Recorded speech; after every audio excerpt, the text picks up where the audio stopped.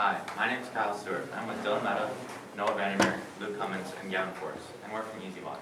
EasyWash is a new, intuitive faucet attachment that is compatible with the majority of the most popular faucets.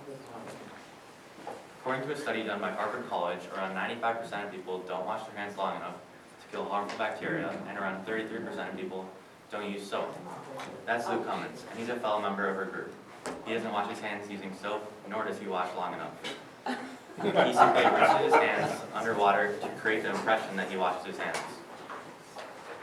With EasyWash, we believe 53% of the illnesses caused from people not washing their hands correctly, like Luke Cummins, can and will be prevented. So recently my associates and I have interviewed 75 people in regards to their hand washing techniques. These people consisted of parents, students, and teachers, all of which are surrounded by children, whom are most likely to not wash their hands. From this, we've determined that on average, 89% of them don't wash their hands properly.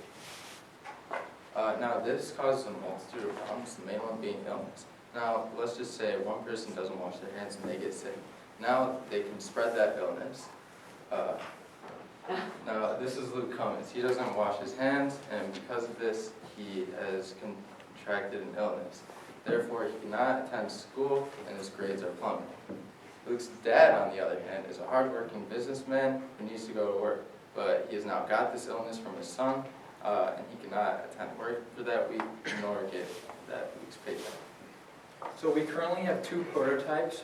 Our product comes with a variety of different faucet attachments in order to adequately fit the different size faucets on the current marketplace.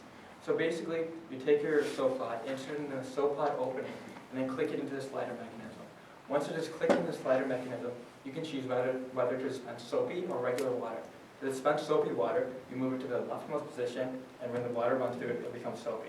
This combined with the filter will offer a seamless combination between your standard bar of soap and your faucet. So this is our Type D product. So it's basically the same thing except for it has a servo and a proximity sensor. Once you move your hand underneath the faucet, it will dispense soapy water for 5 seconds and then dispense regular water. Our faucet pricing is going to be based off whether we go through the one with the sensor or the one without. One with the sensor is going to cost around $60, and the one without the sensor is going to be closer to $45.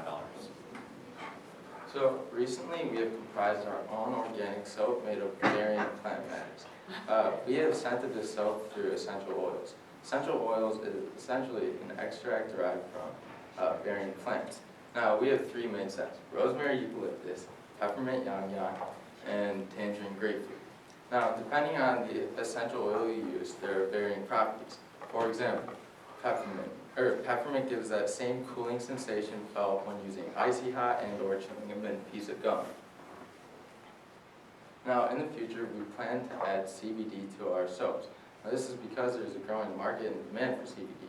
CBD is a non-psychoactive ingredient in the cannabis plant.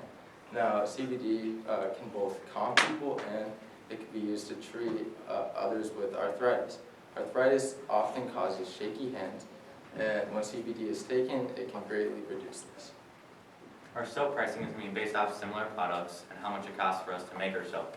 If you want a 10-pack, it's going to cost around $5.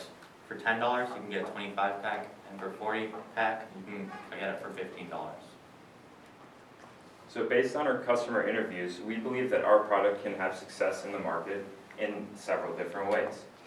It is environmentally friendly, maintains a clean and professional look, and we produce our own high-quality organic soap. So our product is going to be environmentally friendly in many different ways. To begin, it will greatly reduce the amount of plastic use because you will no longer have to purchase bottled or individually wrapped soap. Instead, you will be purchasing our soap pods from us, which will be wrapped in cardboard, not plastic. In addition to this, it will reduce waste because it will only use water and soap for the optimal amount of time needed for you to clean your hands, conserving important resources. In addition to this, our faucet attachment will come in a large selection of colors, such as steel, copper, and silver. This is to maintain a clean and professional look and seamlessly match onto any sink or faucet type. So we plan to market our products towards parents with children, and this is because kids are most likely to and properly wash their hands and spread on. So as Noah said, we're marketing our product towards parents. We plan to create an Instagram and Facebook account, which are both free, and also spend around $80 on Facebook advertising targeting parents. We are doing this to see if it's an effective method of advertising during the MVP stage. Now, apart from our other forms of marketing, we will also be creating business cards to help encourage our neighbors to get invested in our company and purchase our product. Business cards are also great because they spread awareness, because even if the receiver does not purchase our product, they will still remember our company and possibly spread news by word of mouth. Now, business cards are also fairly cheap. It only costs $20 for 100 business cards, and they add a professional look to our company. Now, we are planning on distributing these in various retail stores such as Bed Bath Beyond and Ace Hardware, as well as our local schools, where we will be targeting parents because they'll be concerned with their children's health and safety.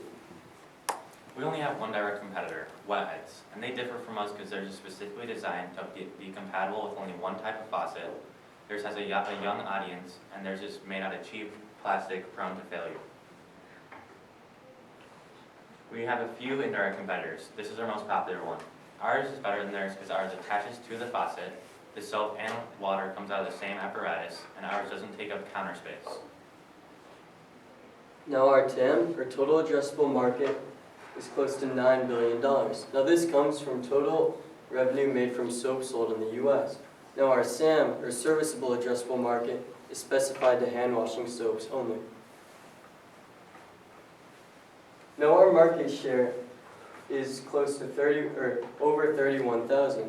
Now, we realize because we are primarily based in Barrington, Illinois, we will be reaching out to many other neighborhoods and suburbs in the area and eventually the rest of the nation. If we get even 1/1000% of our serviceable addressable market, we can make $31,000. Now, we may not achieve this in the first year. We believe over the next few years, we can easily get more than this amount. So our MVP strategies are focused on market and product risk. To assess the product risk, we're going to be running a 2-week-long small group testing. This includes 5 different families in which we give them the solution A and solution B. This will help us gain valuable information, such as should we continue solution A or switch to B.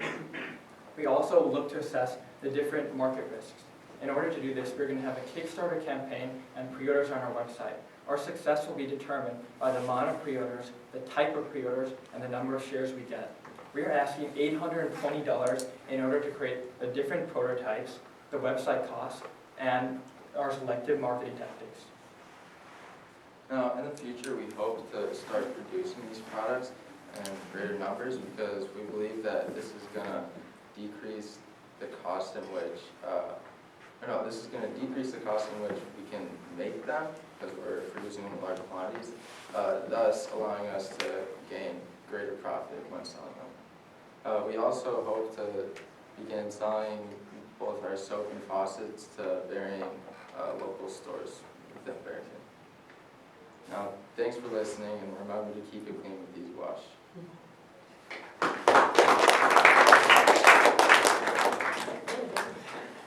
How have you tested the effectiveness of the soap you're developing? Yeah, so basically, we have like a couple of demos somewhere here. Well, yeah. Yeah, so when you take your standard bar of soap and you drill a couple of holes in it and then you run water on top of it, it actually makes the water soapy. So, like basically, if you look at our mock-ups, we're gonna have like a swivel where you can move it left to right, determining if you want soapy water. So, Why would you allow somebody not to use soapy water when everybody knows that you need to use soapy water? If they wanted to drink from it or something, they'd have the option to have clean water. Okay. How far along in the actual engineering of a prototype do you expect to be with this MVP? Yeah, so after the 2 weeks, when we determine whether we're doing solution A or solution B, we can have it printed and then we can have it completely engineered to all this in the MVP cost. You're going to have 2 different types of soap. One is a foam, I take it, and the other one is a bar. No, so it's going to be a bar, but on the solution B, it's going to after 5 seconds from the soap, it's going to move to the right. So the dispenser, it's a bar as well. yeah, Both. yeah. It's fine. The bar. You didn't really answer my question about, I mean, how do you know that the soap you're providing is a disinfectant, germ killing, Well, blah, blah? the main thing with soap is that it's not actually all about germ cleaning. It's that, like, when you rinse your hands with soapy water, it basically rinses the germs off of your hands, not necessarily killing them. So, yeah.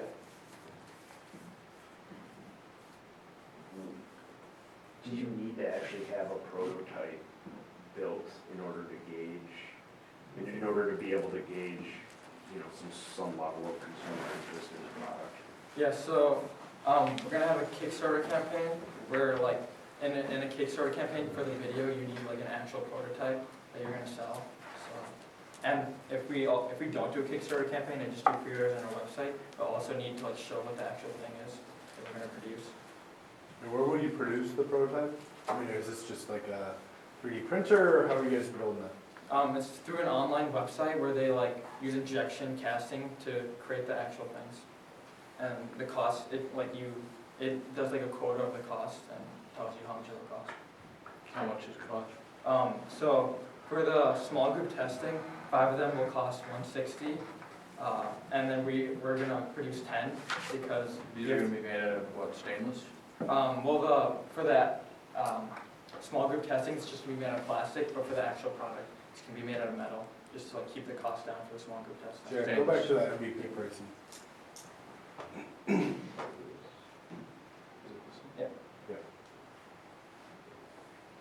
What's the PCB? Oh, that's just for the electronic one, it's the circuit board basically. You know, guys, I appreciate the creativity in terms of figuring out an on-the-spot solution, and you took it a step further, creating your own soap. I'm having a hard time believing that a typical household consumer is going to be really up for this and installing it. I'm wondering if you might have a more ready audience or customer who's in the business of, if their employees don't wash their hands, they stand to lose business.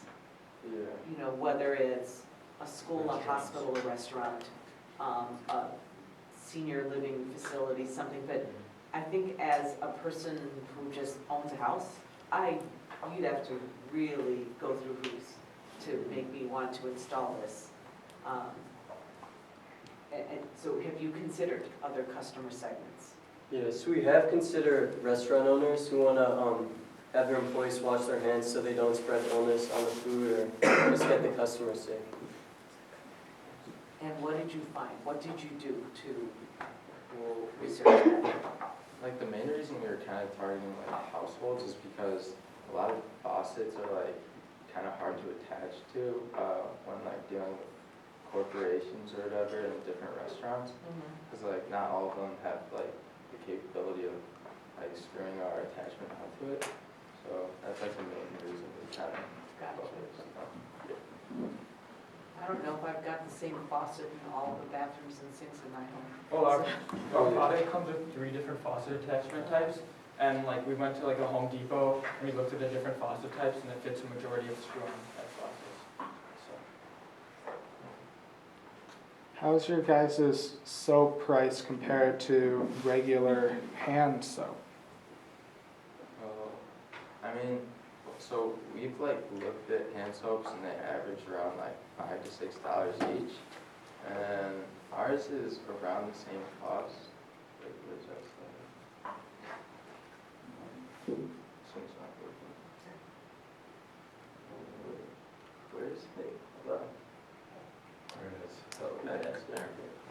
Yeah, so $5 for the 10 soap pods is a little bit bigger than like the standard bar of soap, but we wanted it to be bigger because we figured that because like a sink is something that you use so often, like the soap would probably wear through much faster. I've got a question. What about this whole experience did you guys really have a blast either researching, digging into? What element of this was really fun for the group? Creating the physical soap was actually a cool experience. That's good. Okay, because I'm sitting back here, frankly, quite skeptical that you'll be able to pull off faucet attachments, all of this? And is there another way to solve the problem of reminding people to actually wash their hands and getting people to wash their hands? So if making the soap was actually the most fun part about this experience to date, could there be a really cool graphic like, hey, don't be a jerk, wash your hands, that's in the base or the middle of the soap, or something that reminds people you need to do this? I'm just looking to find an element of the problem that you wish to solve and a slice of this approach that you guys actually have fun doing. Well, like the main problem with like people washing their hands is that like there's a great majority of people that just rinse their hands underwater and like walk away. But with our attachment, it like puts soapy water on your hands, so you're kind of forced to wash it off and like go through the whole process. How much does this device cost, or do you have any expectations of pricing for the actual attachment? So if it's automatic, it's gonna cost $60, but if it's So just, 60 and 45. yeah, the manual. That's your sell price or your cost? The soap price, it's just gonna just be, Sell price. Sell price.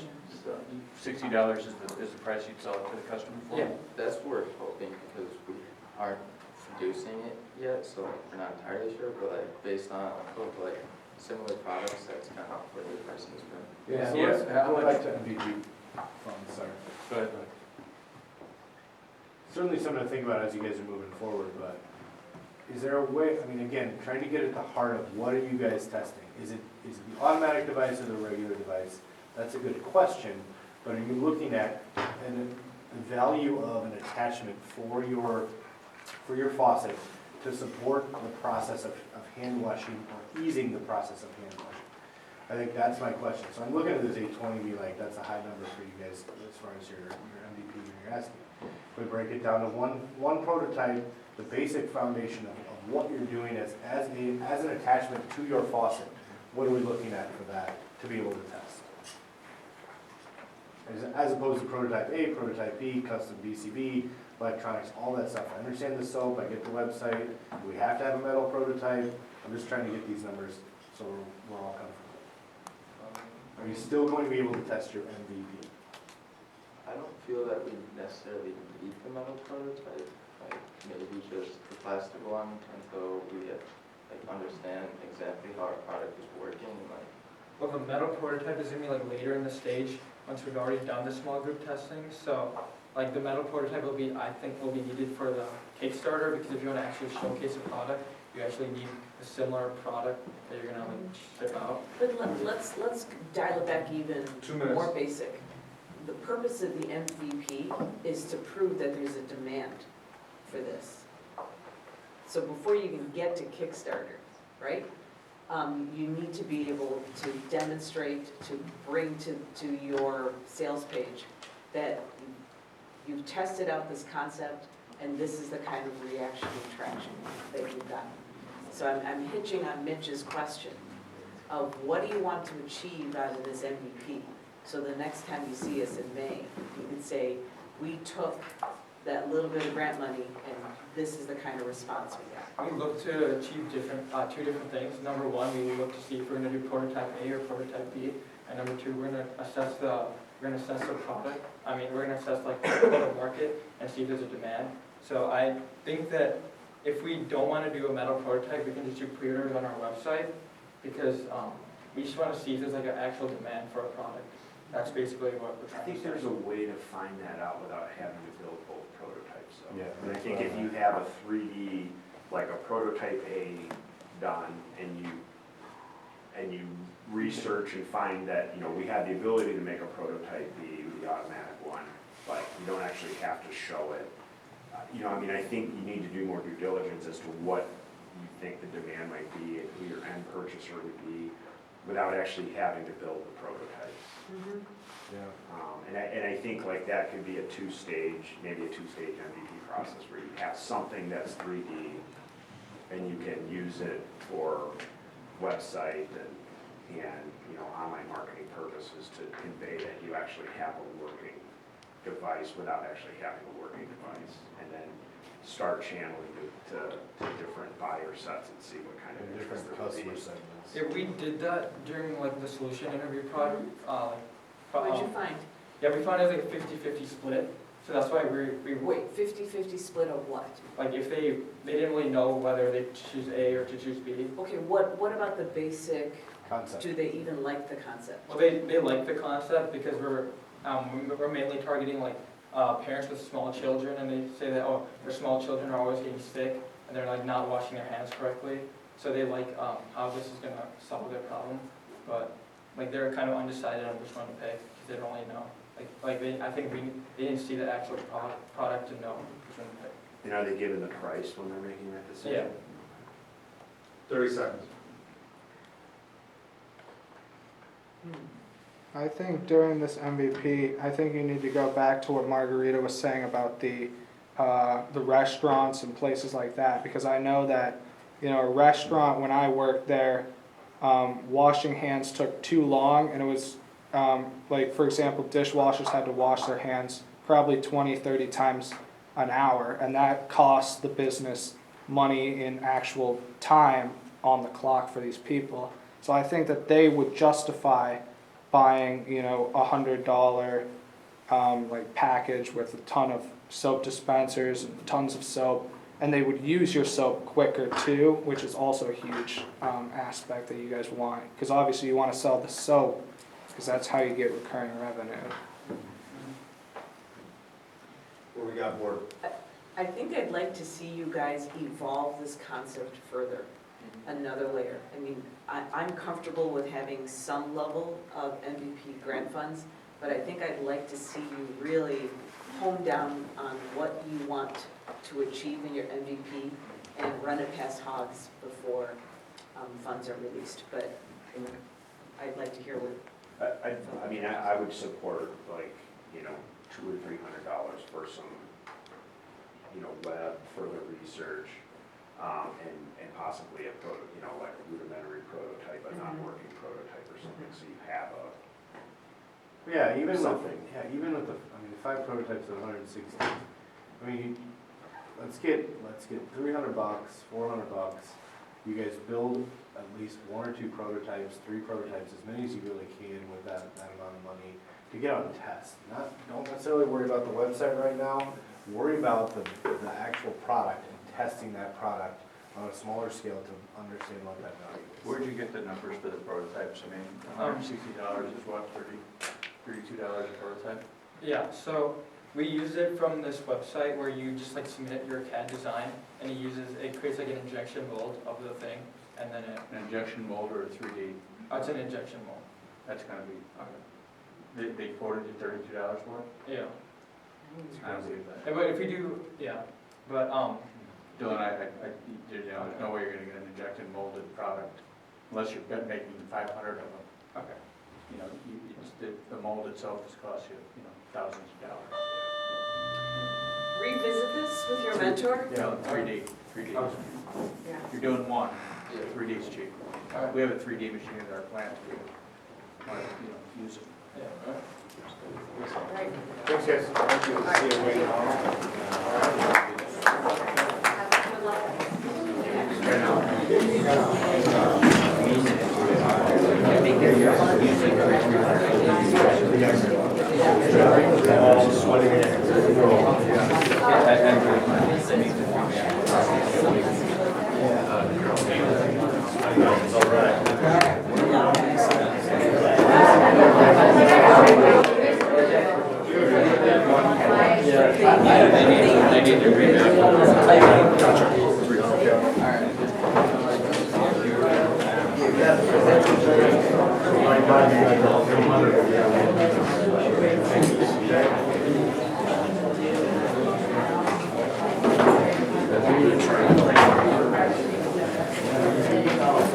All right, so we got one group this hour, and then we'll have lunch, then we have the second year, which is less formal, right? And then we have 3 more at the end of the day. So Hogs will finish, we'll wrap it around what time? Yeah, probably before 3.